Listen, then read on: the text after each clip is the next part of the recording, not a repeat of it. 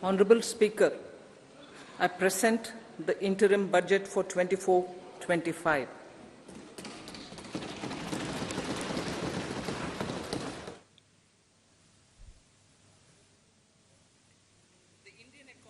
जो भारतीय अर्थव्यवस्था है, इसने बहुत ही ज्यादा सकारात्मक बदलाव देखा है पिछले 10 वर्षों के दौरान।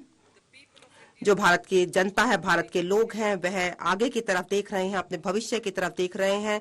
वह पूरी तरीके से आशान्वित है, आशावाद है, उनमें उम्मीद है। जब जनता की विश्वास के साथ हम जब माननीय प्रधानमंत्री श्री नरेंद्र मोदी जी के नेतृत्व में आगे बढ़ रहे हैं और जब उन्होंने 2014 में अपना कार्यालय संभाला, तब उस समय देश में बहुत ज्यादा चुनौतियां थीं और सबका साथ सबका विकास उनका इस बात का मंत्र लेकर सरकार उन सभी चुनौतियों का सामना करते हुए आगे बढ़ी और आगे बढ़ रही है। देखिए, संरचनात्मक विकास हो रहा है और जनता के हित में कार्यक्रम शुरू किए गए हैं, योजनाएं बनाई गई हैं और बनाई जा रही हैं। अनेक अवसर उपलब्ध कराए गए ताकि रोजगार के अवसर उत्पन्न किए जा सके और जनता को ज्यादा से ज्यादा रोजगार के अवसर मिल सके। जो विकास के जो फल थे वह जनता तक पहुंचने बड़े पैमाने पर शुरू हो गए और देश में एक नया उद्देश्य मिला, उम्मीद जगी, आशा मिली और लोगों ने सरकार को बहुत ही ज्यादा मतादेश देकर लोगों को अगली बार और हमें आशीर्वाद दिया और दूसरी बार हमारी सरकार माननीय प्रधानमंत्री जी के नेतृत्व में और दोहरे उत्तरदायित्व के साथ आगे बढ़ी और हमने एक व्यापक विकास की बात करी सभी जनता के लिए, सारे देश के लिए, सभी श्रेणियों के लिए, सभी वर्गों के लिए।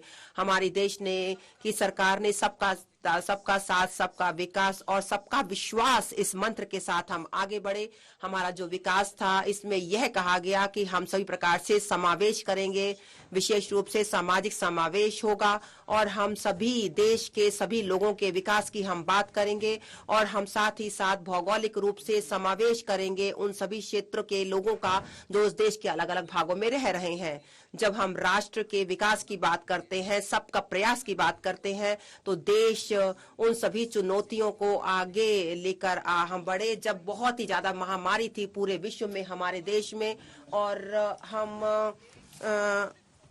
हमने बहुत ही ज्यादा इसमें बात की कि किस प्रकार से हम बात करें और इसका परिणाम यह हुआ। इसके परिणाम स्वरूप हमारा जो युवा देश है, हमारी बहुत ही ज्यादा आकांक्षाएं हैं और हमने लोगों ने अपनी उम्मीद जो जगाई कि हम उच्चतम विकास के लिए हम बात करेंगे। हमारी सरकार ने यह देखा कि किस प्रकार से हम आगे बढ़ेंगे और हम बहुत ही अच्छे मतादेश के साथ देश की जनता ने हमें आगे बढ़ाया है। जहां तक समावेशी विकास का संबंध है और हम इसको देख रहे हैं कि किस प्रकार से जो विकास के कार्यक्रम है पिछले 10 वर्षों के दौरान, पहले यह था कि हम कराएं। ग्रामीण विकास के जो कार्यक्रम थे पिछले 10 वर्षों के दौरान अगर देखा जाए, उसमें हमने प्रत्येक घर के अंतर्गत, चाहे सभी के लिए आवास की योजना हो, हर घर जल हो, या सभी के लिए बिजली हो, या सभी के लिए कुकिंग गैस हो, या सभी के लिए वित्तीय सेवाएं और बैंक अकाउंट खोलने की बात हो, हमने रिकॉर्ड टाइम में यह काम किया। जहां तक खाद्यान्न की चिंता का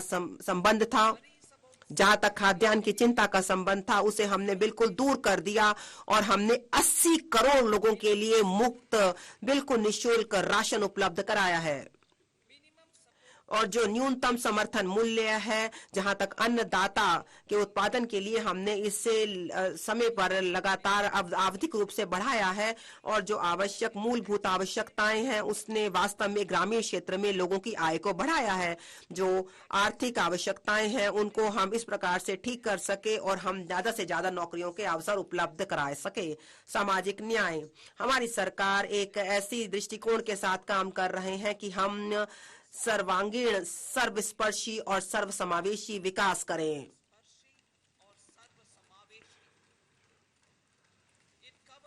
इसमें सभी जातियों को शामिल किया गया है और सभी स्तरों की जनता को शामिल किया गया है। हम भारत को एक विकसित भारत बना लेंगे 2047 तक भारत एक विकसित राष्ट्र भारत बन जाएगा। और इसको देखने के लिए हम लोगों को सशक्त बनाने के लिए हम काम कर रहे हैं। पहले सामाजिक न्याय एक राजनीतिक नारा हुआ करता था। हमारी सरकार के लिए जो सामाजिक न्याय है एक बहुत ही प्रभावी और आवश्यक सरकारी मॉडल है। जो एक ऐसी स्थिति आ गई थी, एक ऐसी स्थिति जहां पर हम सभी दृष्टिकोण हमने ऐसा अपनाया है जहां तक हम एक व्यापक उपलब्धियों के साथ सभी को सभी चीजें दें। देखिए धर्मनिरपेक्षवाद वास्तव में यह हमारी क्रियाओं में है। हमने भ्रष्टाचार को खत्म किया है और हमने साथ ही साथ भाई भतीजावाद को भी खत्म किया है।